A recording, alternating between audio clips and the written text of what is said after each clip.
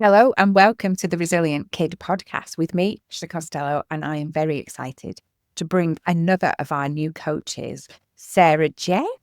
Hello, Sarah Jane. How are you? I'm good. Hello, how are you? Very good, thank you. So I will interchange between Sarah Jane and SJ because I call her SJ all the time. Is a new coach that has come on board. She'll tell you a little bit about the area that she's going to cover. She's going to tell you a little bit about her experience and stuff and why she's come on the team. And I'm really, really excited because, and I've said this in last week's podcast, that I think we had 40 odd applicants and I whittled it down to 5 because I wanted founder coaches that are going to not only going to help grow the resilient kid and reach 1 million kids, because that's our mission for 2025, but also that are going to bring something to the table. And by God, does SJ do that? Let's start. What drew you to the resilient kid, first of all? No pressure. I think university the year before, to try and do something along these lines, it felt as though I'd literally stumbled across something that finally, thank the Lord, was available for people to get involved with, for children to access, because I know what it's like to be that child's voice and an advocate for how they feel. And finally, this was something that could be on a bigger scale for children to get involved with. And the more I've got into it with you now, the foundations of being able to teach children, young people, and their important adults around them simply about the brain is just amazing. And if we can all start to do that at a very basic level, the outcomes for these children could be, with some of them, so much better than they are already. And this is available on your doorstep for anybody. You haven't got to wait for 27 years to get through a waiting list with the NHS. So finally, there was something that was available for children and their important people, just available on the doorstep. It's just incredible. So that's what drew me. Now, tick, yes, apply, thank you. So there's a couple of things I want to pick up on there. So SJ is just referred to the brain and the part of the program that we work with the kids. So if some of you don't know, what we do is we do so many sessions with the kids, and then we also do a session with the parents, which I think sets the resilient kid model apart from other people who work, is that we really wrap the kid 360, and we work with the parents, we work with the teachers, the TAs, as we talked about with Emily in last week's podcast. But actually, part of it is to start at the very foundations and teach them about the brain. Now, there's lots of things out there that it does, but what they don't seem to do is then specialize for that child of what their need is. So our foundations are looking at their resilience, then looking at teaching them about the brain, because we are the only species that can learn about our own brain. But actually, it gives the children that sense of control, that sense of empowerment that they can do something about it. And then we kind of specialize into various different things. Whatever is happening for your child, we meet them where they're at. So that's really cool that you've mentioned that, SJ, because I think that's really important that they understand that, because, and also for the parents and the teachers to understand it. I'm a trained teacher. You don't get trained in teaching school, in university. You don't get the, your child is behaving, or a child in your classroom is behaving like this because they've just flipped out, that because of this is what's happening in their brain. And I think when we all have that understanding, it really does help. And I thought it was brilliant when we were, because you all come from various different backgrounds and you all had various different experiences, and some of you knew little bits about it. But actually, when we started to look at the hand model of the brain, you see all 5 of you suddenly go, oh, that's it. That's why. And it doesn't matter whether we're talking about a child's behavior or whether we're talking about our behavior. And that I thought was really, like, for me, I thought, yeah, we've got something here. We've got the right group of women. We've got this is the program. We're on this. Definitely. It was lovely to see. There's been opportunities, like, throughout my career where I've learned about the brain. But if I'd have just known about this way and a way to be able to teach parents or carers that are going into, I've got experience with the foster care system. So if you were able to somehow transfer this to the new carers, to social workers, to teachers that look after children that have had a bit of a tough start in life, I can honestly say that the difference that would make would be phenomenal, because I think you do go in with a lot of pressure. And I think, as you say, teachers especially have this added pressure. They've got pressure of teaching all these children and young people in the class, and then they have added pressures of other things going on as well within the classroom and within the children and their family life and things. And if you can just take one little part away and say, it's all right, it's okay, let me teach you about this, the pressure and the relief that would take off them would just be amazing. And that's the bit that's been missing. And you, my lady friend, are just incredible at what you do as well, because honestly, it's going to change so many people's lives. It's really exciting. Can't wait. We change so many people's lives. So one of the things, SJ and I didn't know each other before she applied. And it's really funny because I can't remember, did we have a conversation before the discovery evening? Yes, we did. We had a face-to-face online. Oh, yes, we did. That's right. Sorry, there were so many before that discovery evening that I was. And so I think I said we had like 40 odd people apply. I'd had conversations with lots of people that I thought, oh yeah, you're quite interesting. I think you might be a good fit. Things like that. And also then to see if we got on as well, because that's important, and if they'll fit in the team.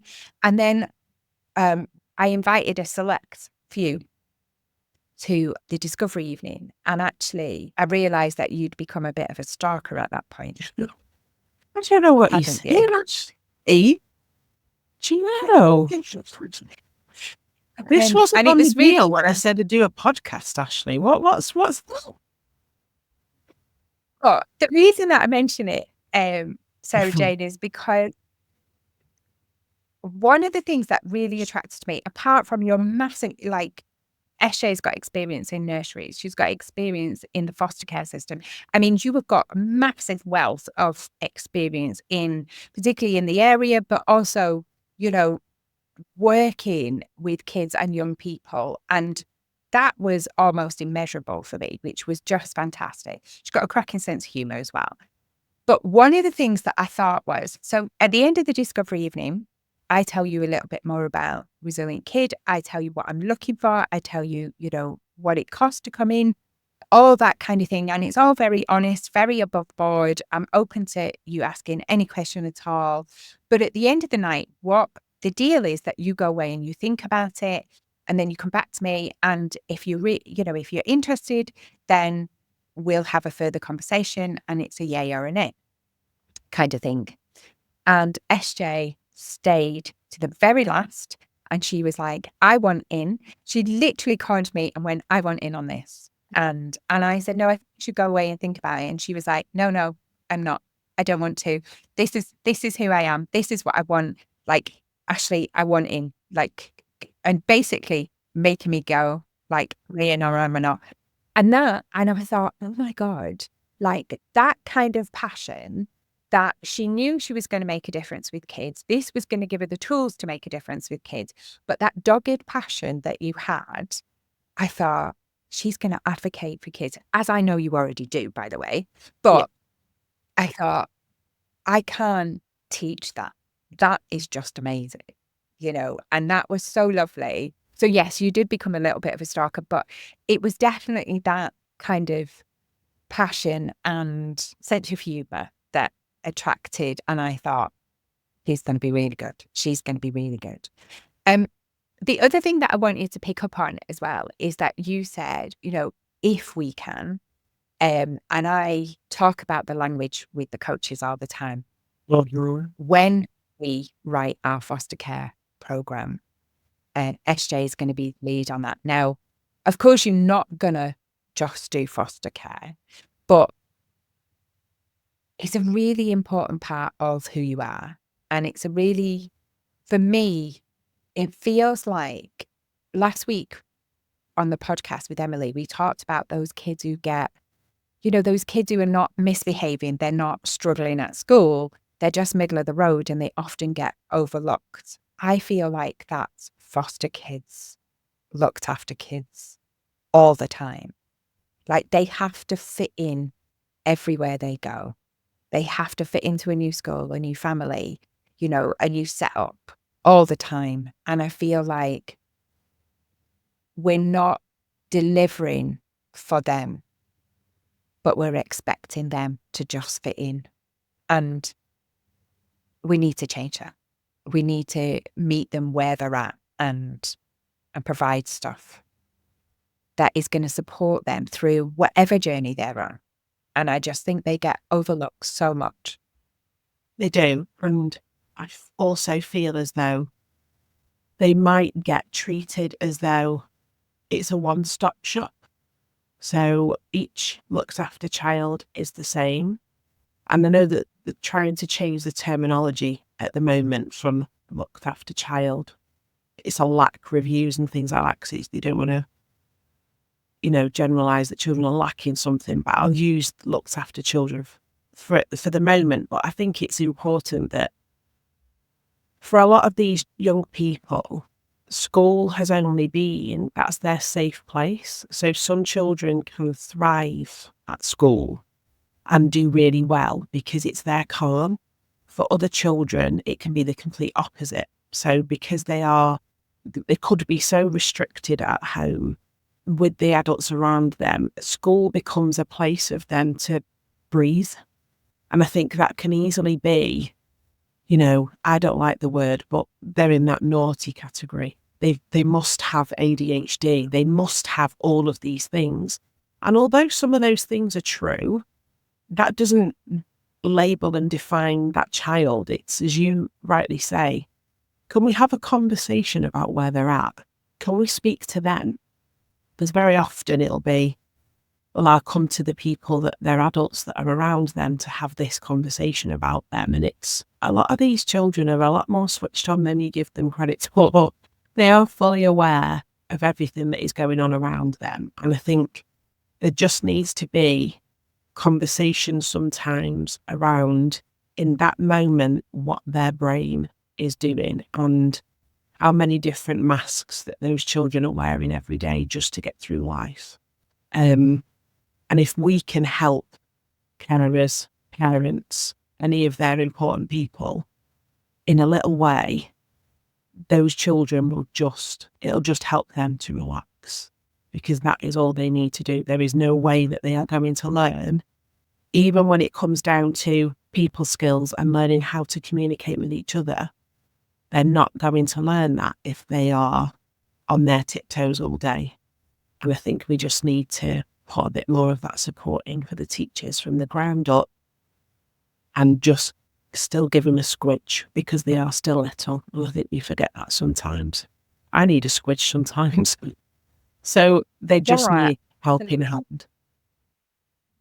And I think as well to support, and I love you using important people, because we talk about, as coaches, how we're the advocates for these kids. And I think for me, the important people around those children that, need that extra support, because for whatever reason that they're in the system, the important people they started out with are no longer the important people that are there.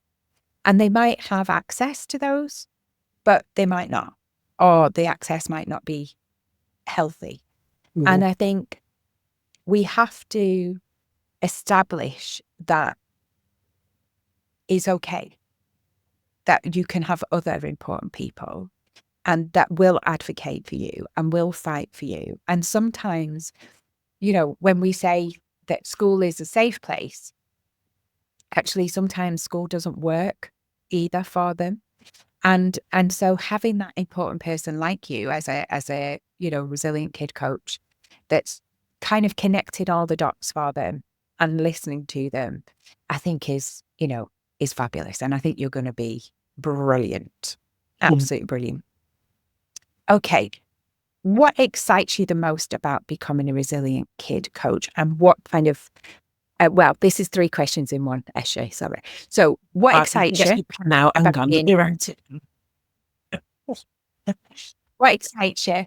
What area are you going to be in? And what impact do you hope to have? I'll do the area first because that's how my brain works. So the area that I will be covering will, as you look at the map, we'll start on the left from Winsford, moving through to Middlewich, moving through to Sandbach, and then going up slightly to Holmes Chapel, maybe on the bordering of Goosetree as well. So that is sort of my area that I will be covering. What excites me about Resilient Kid, I feel as though there is nothing else like this around. And the way that we are able to communicate with the possibilities of us being able to get into schools, to get into the local authorities, to get into any teaching establishments, to talk about how we can support these young people through their lives with really simple, easy tools. That's the most exciting thing for me, because you've put it on the table that we are going to reach 1 million kids. And none of us as coaches take that lightly, because, as you say, we are knocking at number 10 together, and it will happen. And the exciting thing for me is seeing the brand, seeing the label, seeing the different communities that we're going to be able to get into throughout all of our areas and our territories is just really, really exciting. That's the exciting thing for me. And people that will have never heard of us before, and the word of mouth, and oh yeah, she actually listened, or oh yeah, as a parent, she really helps me with this, or we didn't end up going with her at the moment. We will do in the future, but she gave me some really nice advice on the phone. And then the follow-ups from that. Oh, it's because you've spoken to such and such a community. That's the exciting thing. And then what was the last one you asked me? Impact. What impact do you hope to have? I hope that when people hear about the Resilient Kid, and when they hear about me, they know that there is never any pressure from me. I want the impact to be that she just sits and she listens and she helps and she gets, and she's supportive. I never ever want to think people to think that, you're going wading in there and you know better, and but parents and the carers know better, but the children are the experts. They're the expert in their own lives. So we really, really need to listen to these young kids, because they're a lot more switched on sometimes than we might give them credit for. So yeah, that's me.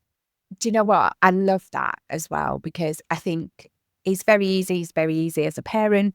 It's very easy as teachers to not, we get so tied up in the day-to-day that we don't stop and listen. And I think that's a really important role of ours as their coaches, is to meet them where they're at, and to really pin our ears back and listen to what they're saying, not what we think that they need, but to listen to where they're at and what's going on for them. And, and to be fair, sometimes parents and teachers, they don't have the time. And so, yeah, it's part of our role that we do that and we advocate for them. So that's lovely to hear you say that.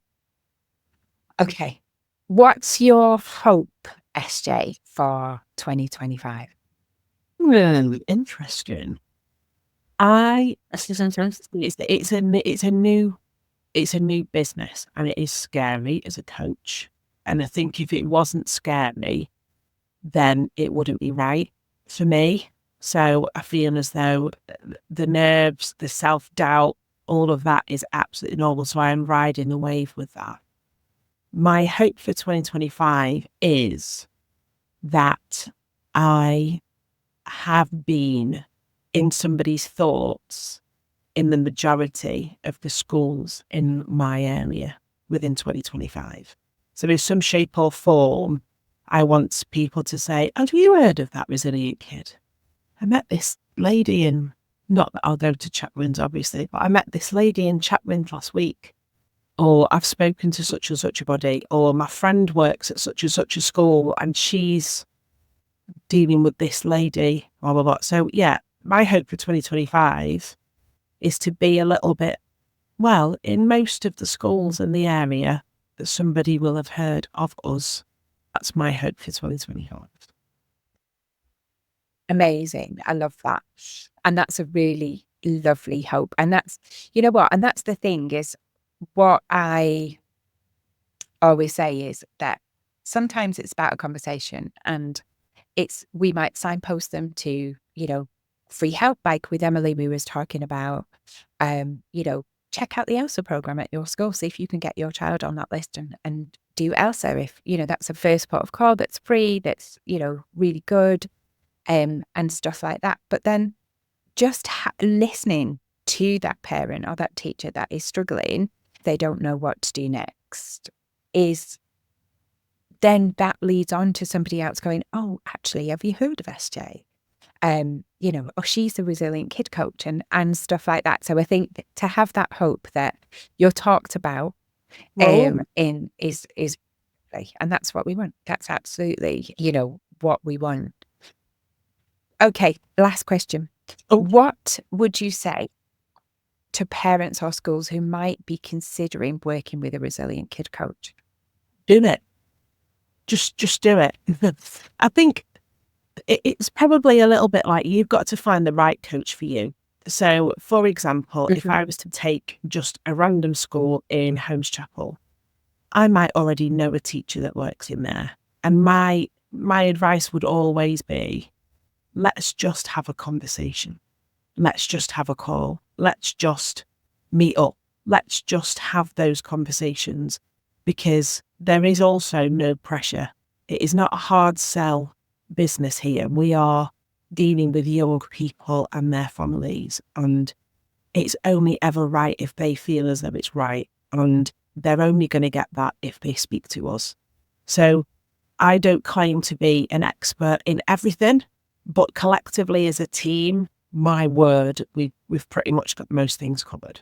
So it's about being really open, really transparent, being really honest and saying, I really think that I could help here. Or I really think that your school could benefit from some training for your staff. Or I really think in this area, it'd be great to put like a parents workshop on, because there's quite a lot of parents wanting some information. And I just think you've just got to be really open and relaxed and honest. It's not, as I said before, it's not a hard sell. This is about changing people's perceptions on these young people that might just be struggling. And it's not going to maybe be forever. It could just be for this little bump in the road that we really need to hug these kids and say, everything's okay. And the parents, because how lovely is it? I've got a 14-year-old and it's lovely when I hear other parents say, oh yeah, mine does that as well. They think, thank the Lord, it's not just him. It's not just him being a tinker. That reassurance sometimes is more valuable than any work that you will ever do with a family. So yeah, you never get short answers from me, Ashley, do you? I apologise for that. But That's okay. We don't want short answers from you. I think, the fact that I talk about us wrapping the kids 360, but like my motto is, it's the parents, it's the teachers, it's you as coaches. I hope that, we wrap you around with all the different trainings, with the support that you all get.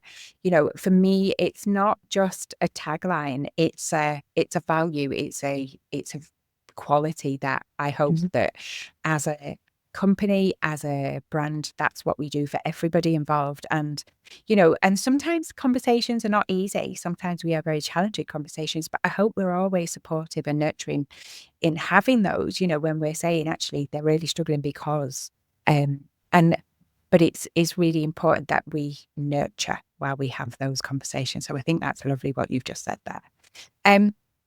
SJ, where can we find you? Well, you can find me on Facebook, Instagram, LinkedIn, and you can also go on the website and there is a section with coaches. And rudely, they've done it in the alphabetical order. So I'm right at the bottom. No, yeah, I am. I'm at the bottom of the list, but you can see a little bit of a bio about each of us on there. And there's an option to email now. So email, phone, all of the socials, all of our info's there. So either going through the Resilient Kid page or just us, the website. Absolutely. And the thing is, even if like each of the coaches have their own area, if it is that, for instance, you know, maybe it is like a fostering thing specifically, or it's a nursery thing, then, you know, you can always drop any of us a line, no matter what. You know, if you think, oh, you know, but you might be out of SJ's area, then that's okay too. You know, email, because like SJ said earlier, it's really important that you get the right coach for you and that you get on. And so, yeah, have a look for SJ on Insta. It's TRK Coach Sarah Jane. And she's same thing. Yeah.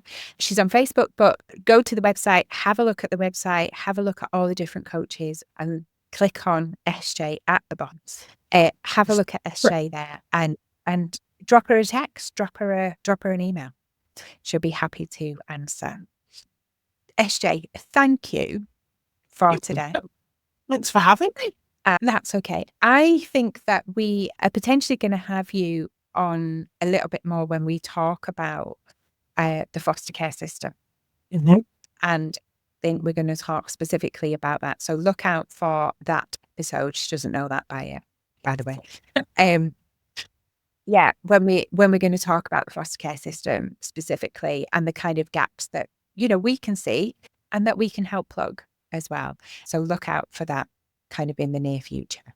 SJ, thank you very much. Thank you. Welcome aboard to the Resilient Kid family. Our official launch day is Sunday the 5th. So this podcast will already be out. SJ will be out there in the world. Dun, dun, dun.